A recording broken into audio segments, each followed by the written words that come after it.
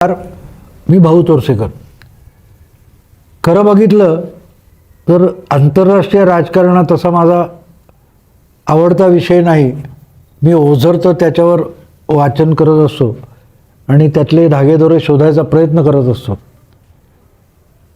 पण काल परवा अमेरिकेचे अध्यक्ष ट्रम्प यांनी बगदादला आलेले इराणचे सेनाप्रमुख किंवा गुप्तचर विभागाचे प्रमुख कासिम सुलेमानी यांची हत्या करण्याचा फतवा काढला आणि त्यानुसार बगदादच्या विमानतळाजवळ त्यांच्या एका गाडीच्या ताफ्यावर ते क्षेपणास्त्र आदळलं बगदादमध्ये आणि त्यात सुलेमानी यांचा मृत्यू झाला. इराणसाठी हा जिव्हारी बसलेला घाव आहे यात शंका नाही.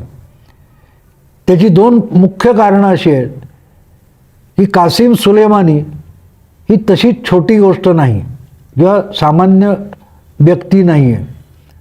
ओसामा बिन लादेन किंवा सद्दाम हुसेन यांची जी हत्या झाली होती अमेरिकेकडून तितक्याच तोलामोलाचं हे प्रकरण आहे. कासिम सुलेमानी हे इराणमधले दुसऱ्या क्रमांकाचे प्रभावी नेते किंवा व्यक्तिमत्व मानलं जातं. याचं कारण गेली जवळजवळ 20-25 वर्ष त्यांचा इराणच्या राजकारणावर आणि लोकमतावर प्रभाव आहे. ते भले सेनेत होते, गुप्तचर विभागात होते, राजकीय पक्षात किंवा अशा राजकीय पदावर नव्हते, पण प्रशासकीय पदावर होते आणि त्यामध्ये त्यांनी इराणचं राजकारण पुढे नेण्याच्या दृष्टीने त्या भागामध्ये फार मोठा प्रयास केला. म्हणजे जे आता खामेनी म्हणून तिथले आयातुल्ला आहेत ते किंवा रुहानी नावाचे पंतप्रधान आहेत अध्यक्ष वगैरे त्यांच्यापेक्षाही खरा प्रभावी नेता कोण असेल तर तो सुलेमानी होता. याचं कारण असं की संपूर्ण मुस्लिम जगत जे आहे म्हणजे भारताच्या पश्चिमेला आपण बघितलं तर योगायोगाने पश्चिमेला खरे मुस्लिम देश आहेत आणि नंतर कन्वर्ट झालेले मलेशिया, इंडोनेशिया, भारत, अफगाणिस्तान असे जे देश आहेत आपल्याकडचे हे तसे तुलनेने कन्वर्ट झालेले आहेत. पण इस्लामचा खरा प्रभाव असलेला जो भाग आहे तो सगळा त्या बाजूला आहे आणि तिथे शिया आणि सुन्नी असे दोन मोठे गट आहेत. अर्थात सुन्नीमध्ये सुन्नी आणि वहाबी असे आणखीन दोन तुकडे आहेत. पण शिया आणि सुन्नी यांचं पिढीजात चालत आलेलं वैर आहे. पण योगायोग असा की भारताच्या पश्चिमेला तुम्ही बघाल अफगाणिस्तानपासून सौदीपर्यंतचा भाग बघितला तर तिथे लोकसंख्येने शिया जास्त आहेत आणि सुन्नी कमी आहेत. पण इराण सोडला तर बहुतांश ठिकाणी सुन्नी सत्ताधीश आहे. सद्दाम हा सत्ताधीश होता, सुन्नी होता, पण इराकची लोकसंख्या सर्वात मोठी लोकसंख्या शियांची आहे आणि त्याने शियांना चिरडून टाकलेलं होतं. तीच गोष्ट तुम्हाला अबुधाबी, कतार किंवा दुबई या देशांमध्ये सापडेल. त्या देशांमध्ये शियांना जवळजवळ दुय्यम म्हणजे नागरिकत्वाचे अधिकार नाहीत अशी परिस्थिती आहे. त्यांना चेपून ठेवलेलं आहे आणि त्यांना इराणमध्ये जेव्हा शिया सत्ता प्रस्थापित झाली त्यानंतर त्यांना चिथावण्या देऊन इराणने शिया वर्चस्व निर्माण करायचा प्रयत्न केला आहे आणि त्यामुळे सौदी आणि इराण यांच्यात एक संघर्ष पेटलेला आहे. दुसरी गोष्ट अशी की योगायोग असा की इराणचा शहा जो होता जो पळून गेल्यानंतर खोमेनीचं राज्य आलं, शिया राज्य आलं, त्या इराणच्या शहाला अमेरिकेचा पाठिंबा होता. नंतर तो अमेरिकेलाच पळून गेला आणि त्यामुळे इराणचे जे शियापंथीय आहेत किंवा खोमेनी होय त्यांचा अमेरिकेबद्दल पहिल्यापासून राग होता आणि दुसरीकडे सौदींशी अमेरिकेचं बरं आहे. त्यामुळे हे जे राजकारण आहे ते इतकं गुंतागुंतीचं आहे की सौदी आणि रशियाचं पटत नाही म्हणून रशिया इराणच्या बाजूने अशी ती संपूर्ण त्या मध्य आशियामधली गुंतागुंत, मध्य पश्चिम आशियातली गुंतागुंत आहे. पण गमतीची गोष्ट बघा की आयसिसची संस्था उभी राहिली. ओसामा बिन लादेन संपल्यानंतर आयसिसला उभं करण्यातच सौदी अरेबिया गुंतलेला होता. म्हणजे सद्दामचे जे सैन्य अमेरिकन हल्ल्यानंतर विस्कळीत झालं, त्यातल्याच लोकांना हाताशी धरून सिरिया आणि इराकमध्ये परत सुन्नींचं प्रस्थ निर्माण करायचं म्हणून ज्या काही उचापती सौदीने पैसा घालून केला, त्याच्यातून आयसिस उभं राहिलं. आणि त्या आयसिस हळूहळू परत ओसामाच्या लाईनवर जाऊन अमेरिकेशी त्यांचा धुमाकूळ सुरू झाल्यानंतर अमेरिकेने आयसिस विरुद्ध मोहीम सुरू केली. त्याच्यात एका बाजूला सुलेमानी आणि दुसऱ्या बाजूला अमेरिका यांनी मिळून आयसिस संपवलेली आहे. वे दोघेही सोबतीच होते आयसिस संपवताना. पण आता आयसिस निष्प्रभ झाल्यानंतर परत शियांचं वर्चस्व सुरू झालं आणि ते सौदीला जड जात आहे आणि त्यातून मग मार्ग काढायचा म्हणून मग आता त्याचा सगळा सूत्रधार सुलेमानी होता. त्याने लेबेनॉन, सिरिया, इराक, येमेन या भागामध्ये शियांचे जे जिहादी किंवा आपण ज्याला घातपाती अतिरेकी तयार केले ते करणारा सुलेमानी होता.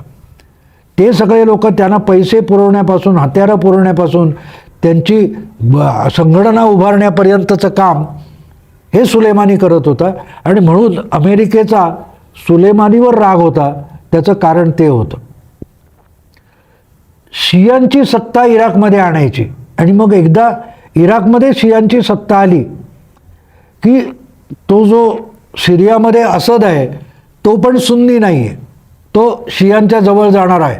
आणि त्यामुळे हा एक हे तयार झाला, ॲक्सिस तयार झाला, तर आपल्याला त्रास होईल. म्हणून सौदीने शियांना मारायचा प्रयत्न केलेला आहे आणि त्याला अमेरिकेने साथ दिली आहे.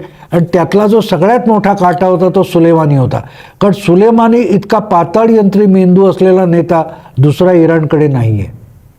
आणि त्यामुळे सुलेमानी संपला तर इराण नामोहरम होईल ही अपेक्षा आहे आणि त्यातून ही हत्या झालेली आहे. आता मग आपल्याला काय असतं, एक आपल्याकडे एक साधारण विश्लेषक बुद्धिवादी असतात, त्यांना प्रत्येक गोष्टीत काहीतरी कारस्थान आहे, व्यापक कट आहे असं वाटत असतं. आणि त्यामुळे मग ट्रम्प यांनी आत्ताच हे काम केलं तर आपल्यावर इम्पिचमेंटचा बोजा आहे, त्याच्यावरचं लक्ष उडवण्यासाठी, त्याच्यावरचं लक्ष उडवण्याचा प्रश्नच येत नाही. इथे काय झालं, म्हणून अमेरिकेतल्या जे ट्रम्प विरोधी गट आहेत ते काही इम्पिचमेंटचं काम थांबवणार नाहीत, ते आपल्या कर्माने पुढे जाणार आहेत. किंवा मग दुसरी गोष्ट अशी की या वर्षाच्या नोव्हेंबरमध्ये अमेरिकेत राष्ट्राध्यक्षपदाची निवडणूक व्हायची आहे आणि ट्रम्प यांना दुसऱ्या टर्मला उभं राहायचं आहे. त्यामुळे त्यासाठी मग ट्रम्पनी हे केलं. हे असं म्हणत राहिलं तर निवडणुका बारमाही असतात. म्हणजे मोदींनी काही केलं ते निवडणुकीवर डोळा ठेवून केलं असं आपल्याकडेही म्हटलं जातं. तर ट्रम्पनी निवडणूक डोळ्यासमोर ठेवून हे केलं असं मला वाटत नाही. ट्रम्पनी इम्पिचमेंटवरचं दुर्लक्ष व्हावं म्हणून केलं असं मला वाटत नाही. कारण एवढ्या बारकाईने असल्या कारस्थानं होत नसतात. कारस्थानं ही कायम चालू असतात. म्हणजे आपल्याकडे आत्ता जो नागरिकत्व कायद्यावरून आंदोलनं पेटलेली आहेत, तुम्हाला गंमत वाटेल, या नागरिकत्वाचा कायदा संसदेत संमत होण्याआधी त्याच्याविरुद्ध पहिली तक्रार अमेरिकेतून आली. अमेरिकेचे थिंक टँक नावाचा एक प्रकार असतो, त्या थिंक टँकमध्ये जगाची रचना कशी असावी याच्यावर चर्चा चालू असते. त्या चर्चेमध्ये ठरवलं जातं की हे आपल्याला असं नको आहे तर असं झालं पाहिजे आणि मग ते कसं करता येईल, त्यासाठी कुठे आंदोलनं पेटवायची, कुठे घातपात घडवून आणायचे, कुठल्या संस्था हाताशी धरायच्या, यानुसार डावपेच चालू असतात. त्याचा भाग म्हणून या गोष्टी होत असतात. तेव्हा ट्रम्प जे काय करतायत ते आपल्या निवडणुकीसाठी, इम्पिचमेंटसाठी असं मी अजिबात मानत नाही. त्यामागे एक वेगळा गट काम करत असतो आणि त्यानुसार हे झालेलं आहे. त्यामुळे याचे परिणाम युद्धात होतील का, मला असं वाटत नाही. कारण युद्ध हे आता इतकं सोपं राहिलेलं नाही. पारंपरिक युद्ध हे सोपं राहिलेलं नाही. कुठे चुकूनही अणुबॉम्ब वापरला तरी अख्ख्या जगाचा नाश होऊ शकतो असं युद्ध होईल. आणि त्यामुळे कुठल्याही प्रगत देशाला, ज्यांच्याकडे सगळी अण्वस्त्र आहेत, अशा कुठल्याही देशाला युद्ध नको आहे. आणि त्यामुळे अणुयुद्ध होईल का, महायुद्ध होईल का, ह्या सगळ्या खुल्या कल्पना आहेत असं मी मानतो.